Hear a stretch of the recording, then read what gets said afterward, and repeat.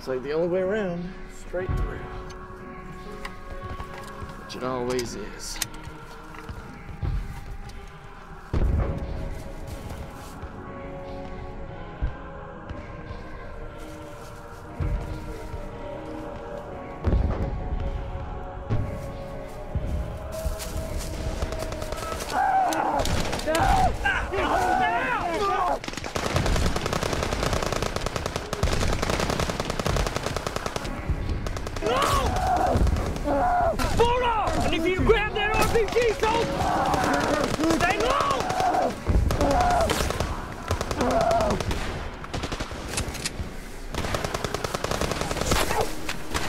Triple's down, get him to cover!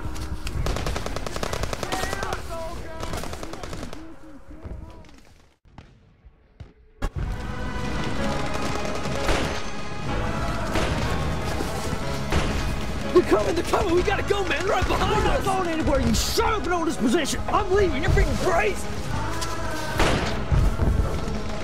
Hell you are.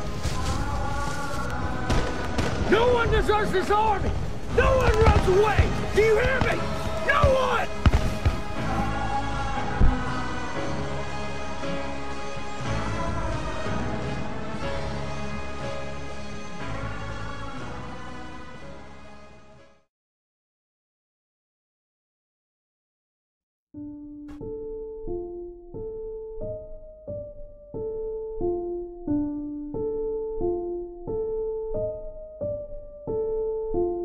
Prepare your jimmies, I won't be lenient at all. You can only poke the bear for too long before he mauls you. If all y'all thought it's a smart call to test my balls, I swear to God that idea's a bad idea. Cause now I plan to go full animal, hand it to answer manageable, damaging dudes. I'm anxious to stand on fools, plan up your moves, bro. Folks been asking why backwards refuse to sign. Why y'all been passing up deals? That'll be answered in due time. But I've been feasting on rappers who actually should choose to run. Beefing on backwards is backwards, do excuse the pun. I sit back and happen to laugh, asking so who's the one? These copycats was hoping I would fade to black, the foolish one was you. You should have known this had to be in me, because you rap because it's trendy. I rap cause I'm an MC. So what's the next move? No more he say and she say. I guess it's one thing left to do, and bro, that's be great.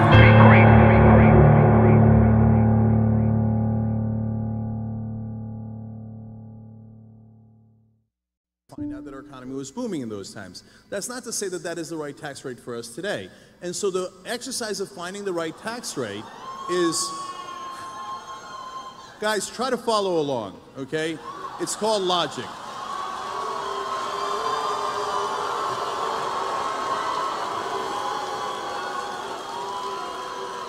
So, economy is because it recirculates the money. So if you give it to the rich, this is hilarious. If you're uneducated, please at least don't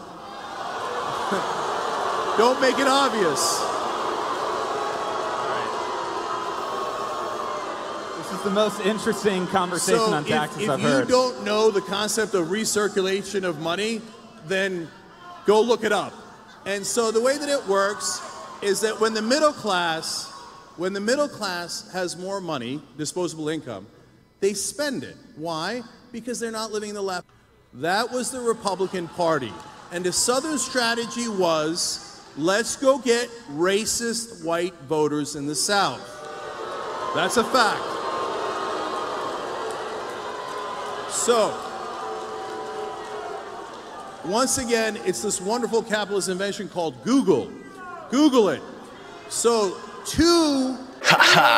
everyone get compared to these. Straw man, scarecrow, would you care to leave? Fear no evil, pharaoh schemer, get concerto. Their gold fails to gleam. Glares tungsten, pheromones. Find out that our economy was booming in those times. That's not to say that that is the right tax. Oh, what if we were given a machete? We were given a... Are concerned about the fact that Trump's budget proposal would cut a lot of the programs that they rely on and depend on. And if they're upset about these cuts, would they vote differently in upcoming elections? Now, this is an insanely interesting case study. And of course, it's based mostly on anecdotal evidence. But I think that it's important to kind of look at different patterns and see how voters feel about things that are working against their best interests, right?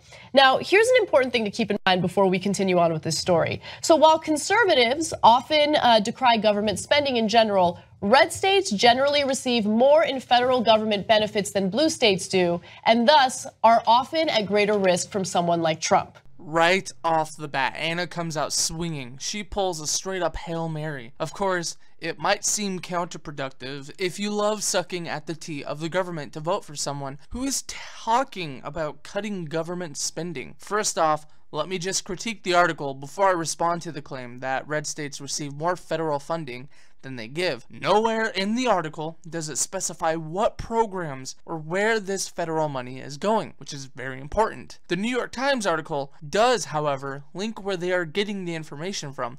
So let's go over it, shall we? So yes, at first glance, it's clear that red states are more dependent on federal funding. However, when you look at the top 5 least dependent by residents, 5 out of the top 10 are red states. That's important to note. I'm not done yet. Trust me, it gets better. Using results from the 2012 presidential election, Wallet Hub ranked each state from 1 to 50, with 1 being the least dependent state and 50 being the most dependent state. Now, you might be thinking, what's wrong with that? What's the problem?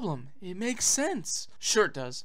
If you think the presidential election is the ultimate determining factor of what makes a state a blue state or a red state. First off, states that are either haves give more to the federal government than they receive, or have-nots get more from the federal government than they give, do not just arise overnight. State finances take decades to develop as either haves or have-nots, so looking at only a single election is meaningless. Rather, we need to look at how a state has voted over several decades to obtain any relevant insights. I know.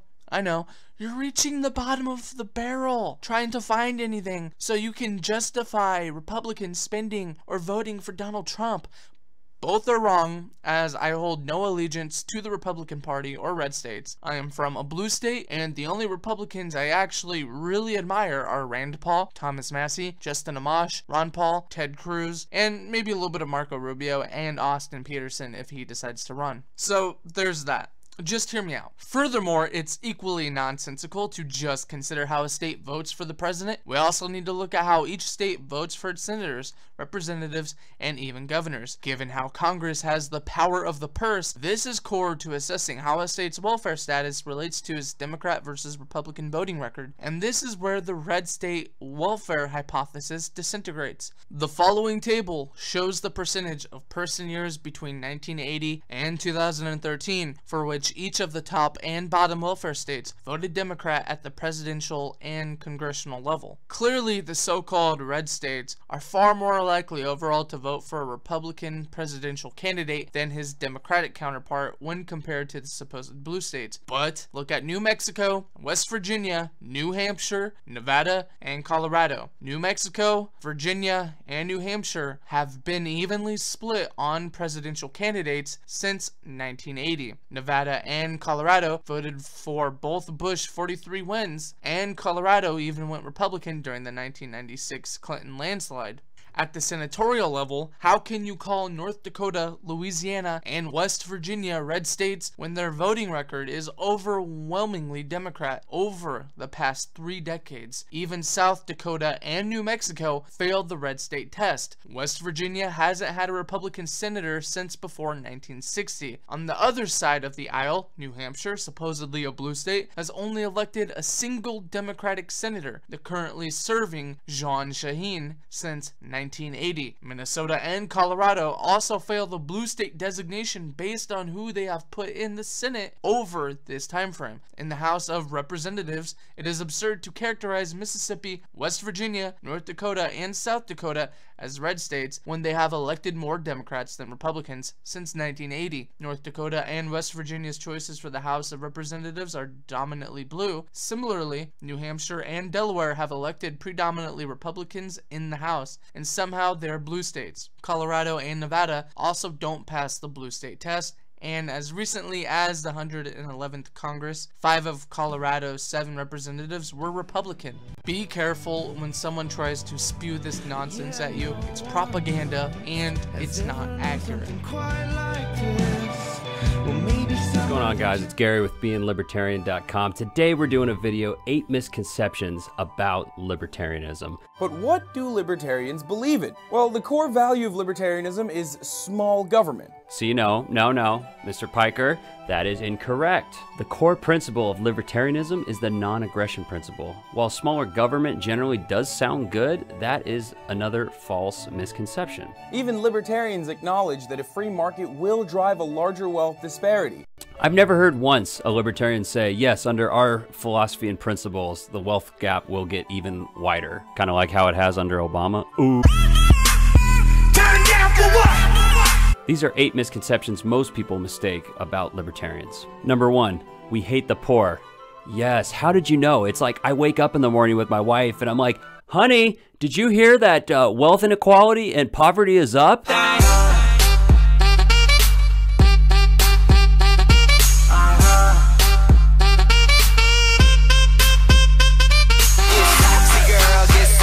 That one really gets me because as crazy as we think some of your liberal ideology is, we never question your intent. We know you want the best for people. So do we. Just because we want to help people in different ways doesn't mean we hate the poor. But let's go ahead and check back in with the Young Turks and see what they have to think. Now, you may see the poor or the underclass as weak. You may see them as the losers in this giant meritocratic experiment that is the libertarian ideal. No, we don't think they're weak, but I'm beginning to think you think they're weak. But weak as they are. I knew it. I told you. What's that old Chinese proverb? Give a man a fish and you'll feed him for the day. Teach him how to fish and you'll create a occupation. Oh man, all right, don't come to me for your daily inspirational quotes, but you get the point. If you teach someone how to fish, they're gonna learn and they're gonna do well versus just feeding them a fish. We don't see them as poor. We see them as capable as everybody else, and we think that together, everyone can be lifted out and have a better quality of life. That being said, I would rather live in a country with crazy different amounts of wealth inequality and still have this standard of living than, say, living in Venezuela where everyone is poor and killing dogs for food. Number 2, libertarians aren't sexy. Well, I'm pretty sure I just put that one to rest. Okay, all right, that wasn't a real one, but I'm just kidding. Number 2, we're anti-war. You remember when your dad sat you down as a kid and taught you how to throw a punch and then said, never use it unless you absolutely have to? That's how libertarians think our military and foreign policy should be. Our military and foreign policy has turned into that drunk friend that always tries to fight somebody. We believe in a strong national defense, but we don't believe in going deeper into debt to spend money on wars that cause more problems and more terrorism. We believe in standing up for ourselves, but there is absolutely no reason to get involved in every single war. When this country was founded, our founding fathers preached about a humble foreign policy, and we've gotten completely off that topic. Libertarians stay true to our values. Number 3, we're anti-Israel. Israel is a strong ally of ours. Libertarians don't have a problem with Israel, but we do have a problem with giving money to Israel and Palestine. That would be like you struggling to pay the bills and giving your rich friend money every month. It doesn't make a lot of sense. And you don't need to send American troops to Israel. We defend ourselves. Israel can take care of themselves. Number 4, we don't believe in regulation. We believe in regulation, but we don't always believe that regulation has to come from the government. Many times the free market regulation is much harsher than any regulation the government can put on you. Let me give you an example. The 2008 financial crisis. Capitalism means private gains and private losses, not private gains and socialized losses. Imagine going to a casino and somebody tells you, hey, whatever money you bet today, if you make that money, you get to keep it, but if you lose, we're gonna go ahead and reimburse you for all the costs. You're gonna go crazy. You're gonna be swiping your credit card. You're gonna be pulling all your money out because guess what? You can't lose. It's a win-win. In the marketplace, it is not possible to do that. There is greed, but there's also fear. Fear and greed balance each other out, but the problem is the government pulls out the fear part and greed runs rampant. And I know what you're saying. Oh, but what about who would protect the poor? Who would protect the thing? Yeah, I get it. The libertarians, the free market might mess up and say, poison a whole city with lead up in Michigan. Oh wait, I'm sorry. That was the government that did that. Boom, roasted. You can't always go, what if, and then ignore things like Flint, Michigan, when the government allowed lead poisoning. It's free enterprise and innovation that makes things safer. The free market uses regulations in a way without force, which is ultimately our problem with some bureaucrats sitting behind a desk that has no idea about the business. I like to call them by the wrong name to let them know I don't really care about them.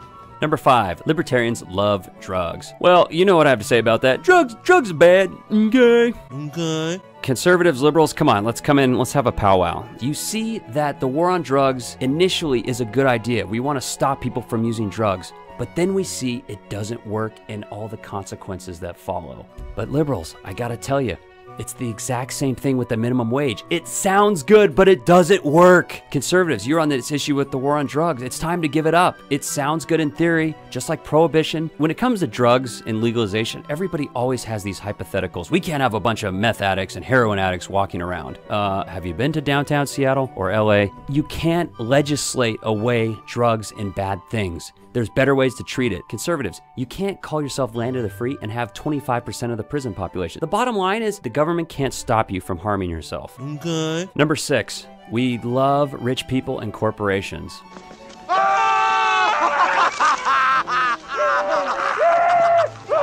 I think the misconception here with why we like rich people and corporations is simply because we try and treat everybody equally. We believe that if you go earn money, you should be able to keep a majority of that money. We don't vilify rich people for several reasons. They employ people, they create jobs, they lend us money. It comes down to principle. If you or I go into a rich person's house with a gun and say, give me 50% of your money, we would go to jail. It doesn't matter what the reason is. If we're trying to feed the poor, help this person. But if the government does that, a couple selected people that decide this person makes so much money, I'm going to take half of their income to do this program, or this program. We don't agree with that philosophy. I will throw you a bone though here. There is a lot of crony capitalism. We are absolutely against that. We don't believe the government should be regulating favors and helping corporations, but this is what you get when you complicate things. And we're just not hypocrites when it comes to rich people. I use the loopholes in the system that were in my favor. Every person tries to pay as little tax as possible. Just because a rich person does it doesn't make them any worse than you. Number 7, we are racist. Being that I'm a white cis male, I obviously can't answer that question because what do I know? So let's go to Eric July, co-founder of Being Libertarian. Contrary to these foolish beliefs, libertarians aren't inherently racist. Now, I'm not going to be dishonest and act like there's absolutely no people that are out there that are racist that also identify themselves as libertarians. I'm sure there are, but that's only because there are people that are racist that adopt just about any philosophy or ideology. Racism isn't exclusive to libertarians, nor is it a requirement or attribute. Now, what these slick bastards will do is try to call libertarians racist by way of this weird sort of consequentialism. For example, because we are against government interference in the marketplace, we're against things like the Civil Rights Act as well as affirmative action. But it's not because of racism. It's because these bills are anti-property rights, therefore anti-libertarian. The libertarian stance would be that you should have the freedom to associate with whoever you want and do whatever you want, so as long as you aren't aggressing upon another individual. So to call it racist would be stupid, because while we are against things like affirmative action and the civil rights bills, we're against things like the slave codes and the Fugitive Slave Acts and the black codes as well as Jim Crow laws. People that are calling libertarians racist, ironically, are committing bigotry by way of low expectations. They act as if minorities are too stupid to succeed without the threat of a government gun forcing everybody to pave the way for them. And that is inherently racist. Number 8, we think libertarianism is a utopia. Most times when I hear criticisms of libertarianism, it usually has to do with hypotheticals.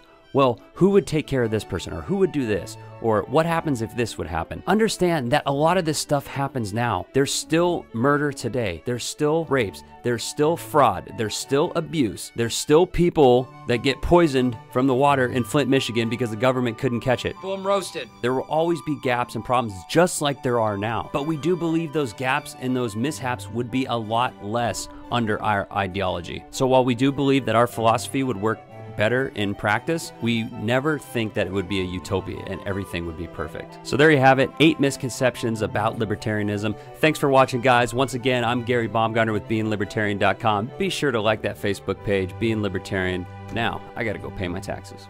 What's going on, guys? Hey guys, Eric July of Being Libertarian, and today I wanted to speak to you all about the libertarian movement and the message. Now, this presidential election cycle has brought about many frustrations among the libertarian community. For example, some people look at the Gary Johnson campaign as a success.